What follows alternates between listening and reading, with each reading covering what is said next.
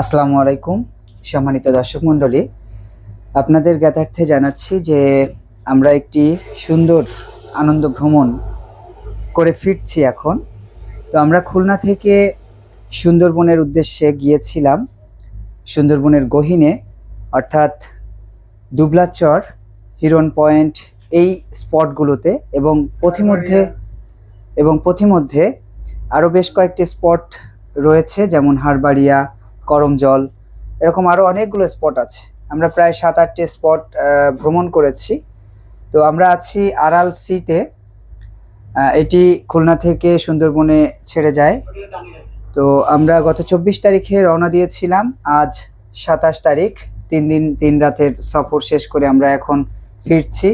আমরা ইতিমধ্যে এখন বাগেরহাট জেলা অতিক্রম করছি এবং এখন আমরা আছি যে জাহাজে আড়াল সি, যে আড়াল সির আমাদের সম্মানিত ক্যাপ্টেন বৃন্দ এখানে উপস্থিত আছেন, এই জাহাজ পরিচালনার সাথে যারা জড়িত তারা উপস্থিত আছেন।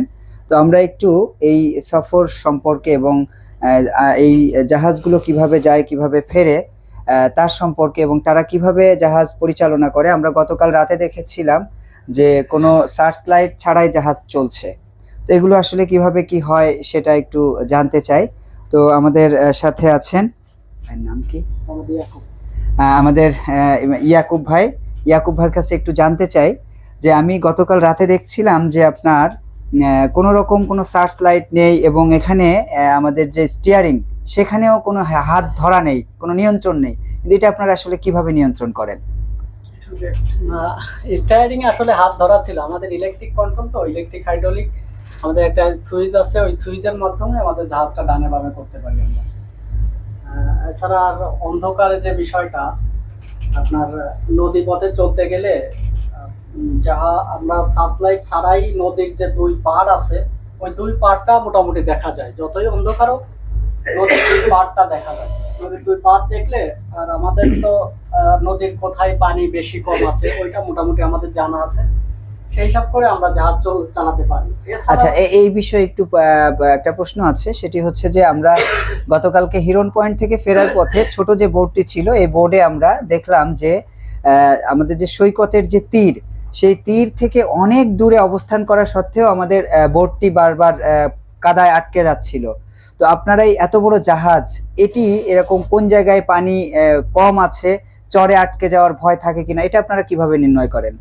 এটা আমাদের রুট চেনা আছে। এছাড়া আমাদের কাছে এই যে জিপিএস আছে, গ্লোবাল পজিশন সিস্টেম, এইটাই হচ্ছে কি আপনার কোর্স বেঁধে দেওয়া যায়, ল্যাটিটিউড লটিটিউড দিয়ে কোর্স বেঁধে দেওয়া যায়। সেই কোর্স মোতাবেক চললে আমাদের এই গন্তব্যে সুন্দরভাবে কোথায় পানি বেশি কম আছে ওই হিসাব করে আমরা কোর্স বেঁধে দিলে ওই হিসাব করে আমরা যেতে পারি।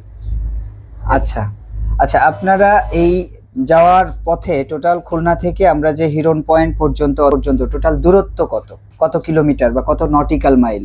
এটা খুলনা থেকে হিরন পয়েন্ট দুবলা, হিরন পয়েন্ট এক পারে আর দুবলা তো অন্য পারে, দুইটাই প্রায় সেম, মানে প্রায় 180 কিলোমিটারের মতো খুলনা থেকে দূরত্ব। তো 180 কিলোমিটার পথ এটা অতিক্রম করতে আমরা পার ঘন্টায় আপনার এই জাহাজ সর্বনিম্ন কেমন চলে? আর আসলে আমরা যেটা দেখছি যে উজানের সময় একটু আস্তে চলে এবং যদি ভাটা হয় বা স্রোতের যখন অনুকূলে যায় তখন একটু জোরে চলে এবং স্রোতের প্রতিকূলে গেলে মনে হয় একটু আস্তে চলে। তো সেটার আসলে গতিমাত্রাটা কিরকম, সর্বনিম্ন কত চলে, কত নটিক্যাল মাইল, এবং সর্বোচ্চ কত নটিক্যাল মাইল বেগে এই জাহাজটি পরিচালিত হয়? সর্বনিম্ন সর্বোচ্চ এটা আসলে পানির স্রোতের উপরে ডিপেন্ড করে। স্রোত অনেক সময় আছে, স্রোত বেশি থাকে, অনেক থাকবে, আবার বাতাসের অনুকূলে, আবার বাতাসের প্রতিকূলে। এর জন্য আচ্ছা আমাদের সর্বোচ্চ সাধারণত নটিক্যাল মাইল, এমনি আমাদের স্বাভাবিকভাবে আপনার 9-10 নটিক্যাল মাইল এরকম চলে। আচ্ছা, স্রোতের অনুকূলে, আর প্রতিকূলে দেখা যাচ্ছে 5 নটিক্যাল মাইল এরকম চলে। আচ্ছা, তাতে আমরা বুঝলাম যে 10 নটিক্যাল মাইল মানে 18 কিলোমিটার, 18 সামথিং কিলোমিটার, এবং 5-6-14 যদি চলে তাহলে হয়তো প্রায় 9 কিলোমিটার পার ঘন্টার স্পিড হিসেবে চলে। তো আমরা আপনারা তো প্রতি মাসে মনে হয় এখন যেহেতু সিজন, প্রায় 3 দিনের সফর হলে আজকে ফিরে এসে আজকে মনে হয় আবার আপনাদের ট্যুর আছে। আজকে বলতে আগামীকালকে সকালে ইনশাল্লাহ আমরা বেরোবো ট্যুর নিয়ে, এবং আজকে রাতেই হয়তো বা কিছু গেস্ট জাহাজে উঠবে এবং সকালবেলা লাস্ট যারা উঠবে ওনাদেরকে নিয়ে সকালবেলা আমরা আবার সুন্দরবনের উদ্দেশ্যে ছেড়ে আসবো। আচ্ছা, এই জাহাজে আপনার থাকা খাওয়ার যে ব্যবস্থাপনা আমরা গত 3 দিন ধরে দেখলাম, সর্বোপরি আমাদের খুবই ভালো লেগেছে। এবং এখানের যারা আমাদের সাপোর্ট করেছেন এই জাহাজের কর্তৃপক্ষের পক্ষ থেকে, সকল সহকর্মী ওনাদের মধ্যে একটা আন্তরিকতার যে ভাব সেটি আমরা লক্ষ্য করেছি। খুবই আন্তরিকতার সাথে আমাদেরকে সেবা প্রদান করেছেন। তো হ্যাঁ, আরেকটি বিষয় আমার জানার আগ্রহ, সেটি হচ্ছে যে গতকালকে রাতেও আমি দেখছিলাম যে আপনার আশপাশ দিয়ে কোনো জাহাজ যখন যাচ্ছে তাদের সাথে আপনারা কমিউনিকেট করছেন। তো আমরা যেটা দেখেছি যে আমাদের মোবাইলে কোনো নেটওয়ার্ক নাই, আমরা যতগুলো মোবাইল নিয়ে এসেছি বিভিন্ন কোম্পানির, তাতে কোনো নেটওয়ার্ক নাই, কিন্তু আপনারা দেখলাম যে ইন্টার কমিউনিকেশন করছিলেন। এটা কিভাবে করেন? পাশাপাশি এখানে সামনে যে যন্ত্রগুলো আছে আসলে জাহাজ পরিচালনায়, এই যন্ত্রগুলোর সাথে যদি একটু সংক্ষিপ্তভাবে আমাদেরকে পরিচয় করিয়ে দিতেন। আমাদের মোটামুটি অত্যাধুনিক যে যন্ত্রপাতি আছে জাহাজ চালানোর জন্য লাগে, আমাদের আল্লাহর রহমতে সবগুলোই আছে। তার ভিতরে আমার ডান পাশ থেকে শুরু করতে পারি। আমার ডান পাশে যেটা দেখছেন এটা হচ্ছে রাডার। জি জি। এটা রাতের অন্ধকার মানে দৃষ্টিশক্তি যখন বাধাগ্রস্ত হয় তখন এটার মাধ্যমে আমার সামনে পেছনে ডানে বামে কোনো বস্তু আছে কিনা, মূলত জাহাজ কিংবা কোনো জেলে নৌকা এরা কেউ আছে কিনা, এটা আমি এই রাডারের মাধ্যমে দেখতে পারি। ক্যামেরার মতো ক্যামেরা না, এটা হচ্ছে কি আপনার স্ক্যানিং করে, এটা ক্যামেরা স্ক্যানিং করে, এটা স্ক্যানিং এর মাধ্যমে আমার এখানে শো করে। আচ্ছা সেক্ষেত্রে আচ্ছা। আমি আমার কতটুকু অ্যাঙ্গেলে আছে, কতটুকু ডিস্টেন্স আছে, সেটা আমি এই রাডারের মাধ্যমে দেখতে পারি। আমাদের আল্লাহর রহমতে যতই ঘন কুয়াশা হোক তাতে আমাদের খুব একটা থেমে থাকা লাগে না। আচ্ছা, আমরা কুয়াশার ভেতরে সামনে কিছুই দেখা যাচ্ছে না, কিন্তু রাডারে আমরা এই রাডারের মাধ্যমে দেখে আমরা জাহাজ চালাতে পারি। এছাড়া ঠিক আছে। আমাদের এই উপরে যেটা দেখছেন এটা হচ্ছে ভিআইএসএফ সেট, এটার মাধ্যমেও আমরা অন্যান্য জাহাজের সঙ্গে যোগাযোগ করতে পারি। যেমন আমাদের যে ইন্টারন্যাশনাল চ্যানেল, এই 16 চ্যানেলে থাকলে এইটা সকল জাহাজের থাকে। জি জি। এই আমার কোনো জাহাজ প্রয়োজন হলে কিংবা কোনো বিপদ হলে নৌবাহিনী বলেন, কোস্টগার্ড, এই মোংলা পোর্ট কিংবা ফরেস্ট ডিপার্টমেন্টের সাথে যোগাযোগের জন্য আমার এই ভিআইএসএফ সেটটা আমার কাজে লাগে। এটা মনে হয় আলটিমেটলি রেডিওর যন্ত্র হিসেবে কাজ করে। জি। রেডিও অকি ওই বেতারের বেতার হিসেবেই কাজ করে। জি। আর এখানে আরেকটা যন্ত্র আমরা এটা দেখতে আছে, পাচ্ছি, এটার মাধ্যমে আমরা নদীর তলদেশের যে গভীরতা আছে, পানির গভীরতা, এখন সেটা যেমন আমরা- 9.05 দেখলাম, এটার মানে মিটার। মিটার, জি। 9 মিটার। হ্যাঁ, তার মানে আমরা দেখলাম যে এটা আমাদের জাহাজের তলা থেকে নদীর তলা পর্যন্ত এই এই এই দূরত্ব গভীরতা গভীরতা আছে। জি জি। 9 মিটার মানে 3 নং 27 ফুট, 27 ফুট গভীরতা এরপর, এখানে আছে। এই আমাদের যে সামনে যে দুইটা দেখছেন এটা হচ্ছে গ্যাস লিভার, ইঞ্জিন বাড়ানো কমানো কিংবা আপনার সামনে পেছনে করার জন্য আমরা এটা ব্যবহার করি। সেক্ষেত্রে ইঞ্জিন রুম থেকে শুধু ইঞ্জিনটা স্টার্ট দিলেই হয়। আচ্ছা। আমরা এখান থেকেই কন্ট্রোল, বাড়ানো কমানোটা করতে পারেন। এর পাশে একটা আছে, দুইটা ইঞ্জিনের দুইটা ইঞ্জিন। মানে প্রত্যেকটা জাহাজে এরকম দুইটা ইঞ্জিন থাকে। যদি কোনো কারণে একটা বিকল হয় বা বাধাগ্রস্ত হয় বা ত্রুটি দেখা দেয়, তাহলে সেক্ষেত্রে আরেকটা দিয়ে তাৎক্ষণিকভাবে আপনারা ওইটা চালিয়ে নিতে পারেন। প্রত্যেকটা জাহাজে বলতে সব জাহাজে দুইটা থাকে না, সাধারণত বেশিরভাগ জাহাজে এখন দুইটা, আর আমরা দুইটা ইঞ্জিনই সবসময় চালাই। সেক্ষেত্রে অবশ্যই হয় অনেক সময় যদি এটাও ঠিক আছে, যদি একটা ইঞ্জিনের সমস্যা হয় সেক্ষেত্রে আরেকটা ইঞ্জিন ব্যাকআপ হিসাবে থাকে, ওইটা নিয়ে তখন সাপোর্ট পাওয়া যায়। সাপোর্ট পাওয়া যায়। আচ্ছা, এখানে আরেকটা যন্ত্র দেখছি যে এটা মনে হয় স্টিয়ারিং বক্স। এটার স্টাইরিং হুইল বলে, এটাকে হুইল। জাহাজের ভাষায় এটাকে বলে হুইল, এটার মাধ্যমে জাহাজ কন্ট্রোল করা যায়। এটা হচ্ছে ম্যানুয়াল। আচ্ছা, এটা ম্যানুয়াল, এটা ম্যানুয়াল। এটা এখন আমাদের কোনো কাজে খুব একটা কাজে আসে না। এটা কানেকশন পিছন থেকে খোলা আছে। ও আচ্ছা, যখন আমাদের ইলেকট্রিক হাইড্রোলিক ফেল করবে কিংবা এটায় কোনো সমস্যা হবে তখন আমরা ম্যানুয়ালে সাপোর্ট নিয়ে আমরা চলে আসতে পারবো, আচ্ছা আচ্ছা। কন্ট্রোল করতে পারবো জাহাজ। তারপর এখানে আরেকটা যন্ত্র আমরা দেখতে পাচ্ছি, এটা হচ্ছে কম্পাস, দিক নির্ণয়কারী যন্ত্র। এটার মাধ্যমে কোন দিকে আমরা আছি সেই দিক নির্ণয় করা যায়। এই কম্পাসেরই আপনার আপডেট ভার্সন হচ্ছে এই জিপিএস। আচ্ছা। জিপিএস এর মাধ্যমে, জিপিএস ও আপনার এই কম্পাসের কাজ পাওয়া যায়। এছাড়া এইটার মাধ্যমে আমরা জাহাজের স্পিড, জাহাজের পজিশন, এগুলো সব আমরা এই জিপিএস এখন এর কত মাধ্যমে পাই। গতিতে যাচ্ছে? এখন যাচ্ছে যে নিচের এই যে 7 নটিক্যাল মাইল। নটিক্যাল মাইল স্পিডে যাচ্ছে। 7 নটিক্যাল মাইল মানে 13 কিলোমিটার 13 কিলোমিটার। সামথিং। আচ্ছা, এখানে দেখাচ্ছে নর্থ এই দিকে, তার মানে কি আমরা কি এখন আমরা এখন উত্তর দিকেই যাচ্ছি? আচ্ছা, তার মানে ওটা সঠিকভাবে কাজ করছে, এটা বোঝা যাচ্ছে। ওই পাশে আরো একটি যন্ত্র আমরা দেখতে পাচ্ছি, ওই পাশে আরো একটি যন্ত্র দেখতে পাচ্ছি। এটার কাজ কি?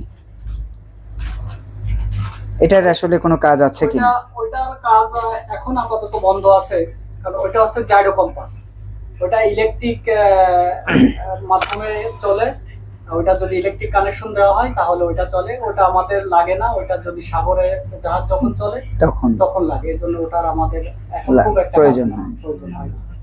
এবং এখানে আমরা সিসিটিভি ফুটেজ দেখতে পাচ্ছি যে ইঞ্জিন রুম এবং আরো কয়েকটি রুমের যেগুলো জরুরি প্রয়োজন, এবং পেছনে আসলে একেবারে জাহাজের পেছনটার ছবিটাও আমরা দেখতে পাচ্ছি এবং সামনের ছবি।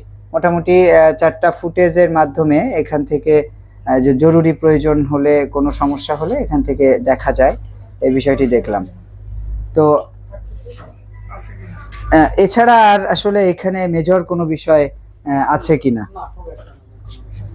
এখানে মেজর কোনো বিষয় নেই। তো সম্মানিত দর্শক মণ্ডলী, এ পর্যায়ে আমি একজন দর্শকের ওপিনিয়ন নেব যে তারাও এখানে এসে 3 দিন ধরে এই যে সফরটি করলেন এবং দেখলেন এই আরএলসির ইঞ্জিন রুম এবং এখানে যে পরিচালনা রুম, জাহাজ পরিচালনা রুম, তো সব মিলিয়ে আসলে কেমন কি লেগেছে এই বিষয়টা একটু জানতে চাইবো। হ্যাঁ, আসসালামু আলাইকুম। আমরা এখন জাহাজের ইঞ্জিন রুম দেখলাম, এখন আমরা বাইরে একটু বাইরে যাব। মাস্টার বেড, এটা মাস্টার রুম থেকে এখন আমরা বাইরে গিয়ে আপনাদের বাইরের প্রাকৃতিক দৃশ্য দেখাবো এবং কেমন লাগলো আমাদের 3 দিনের ট্যুর এ বিষয়ে কিছু কথা বলবো। আমরা আছি পশুর নদীতে, এই নদী চলে গেছে সাগরে। আসলে সুন্দরবনের ট্যুর একটা রোমাঞ্চ, অসাধারণ লাগে। আর যেতে যেতে আপনারা দেখতে পাবেন 2 পাশে প্রাকৃতিক সৌন্দর্য, অনেক শিল্প কারখানা, কারণ এই পশুর নদীর পাশেই রয়েছে মংলা বন্দর। মংলা বন্দরকে কেন্দ্র করে গড়ে উঠেছে অনেক শিল্প কারখানা। তো অসাধারণ একটা অভিজ্ঞতা হলো, প্রত্যেকটা স্পট ছিল অনেক সুন্দর। তো যারা আসতে চান চলে আসবেন, আর কি আর কিছু বলতে চাচ্ছি না এখন। তো আমরা একটু জাস্ট একটা ধারণা যে আমরা যেমন একটা টিম নিয়ে এসেছি, টোটাল একটা টিম আমাদের গণযোগাযোগ অধিদপ্তর থেকে এই পুরো জাহাজটিকে আমরা ভাড়া করেছি। আমাদের এখানে আর বাইরের কোনো লোক ছিল না।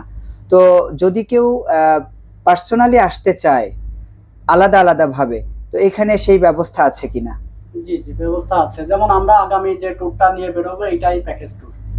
এটা চাইলে 2 জন 3 জন 4 জন বুকিং দিতে পারবে, কিংবা তারও বেশি। এরকম যখন প্যাকেজ ট্যুর থাকে তখন বুকিং করতে পারবে। যেমন আমাদের কোম্পানির যে পেজ আছে আরএলসি লিমিটেডের যে পেজ, আরএলসি ক্রুজ একটা পেজ আছে, ওই পেজে নক করলে হবে, কিংবা আমাদের কোম্পানির নাম্বার আছে, ওনাদের সঙ্গে যোগাযোগ করলে ওনারা ব্যবস্থা করে দিতে পারবেন ইনশাআল্লাহ। সেক্ষেত্রে একটু জাস্ট ধারণা নেওয়ার জন্য, যেহেতু আমরা এটা আমাদের ইউটিউব বা ফেসবুক পেজে যাবে, একটু ধারণা নেওয়ার জন্য, যদি সিঙ্গেল আসতে চায় তাহলে পার পার্সনের ওই 3 দিন 3 রাতের জন্য অ্যাকচুয়ালি কিরকম টাকা খরচ হতে পারে? এটা জন প্রতি আমাদের এখানে 3 ক্যাটাগরির রুম আছে। জি জি, দেখা আছে এক ক্যাটাগরি রুমে আপনার 20,000 থেকে শুরু, 20,000 সর্বোচ্চ। আর দ্বিতীয় যে ক্যাটাগরি ওইটা 18,000, তৃতীয় ক্যাটাগরি 17,000 জি, প্রতি জন প্রতি। তার মানে এর মধ্যে থাকা, খাওয়া এবং ঘোরার যতগুলো স্পট আছে সব মিলিয়ে আমরা জানলাম যে 3টা ক্যাটাগরির এখানে রুম আছে। রুম ভেদে আসলে বিভিন্ন রকম রেটটি নির্ধারণ করা হয়েছে কোম্পানির পক্ষ থেকে। ভালো রুম, ভালো থাকার জায়গাটি মিলিয়ে সেটা হচ্ছে যে 20,000। এরপরে দ্বিতীয় ক্যাটাগরি আছে 18,000 এবং তৃতীয় ক্যাটাগরি 17,000। তো এটা পার পার্সন যদি আপনারা কেউ আসতে চান, পরিবারকে নিয়ে আসতে চান, তাহলে এইভাবে আসতে পারেন আরএলসিতে। তো আরএলসির সার্বিক সেবা কার্যক্রম আমাদের আসলে খুবই ভালো লেগেছে। তো এই বিষয়ে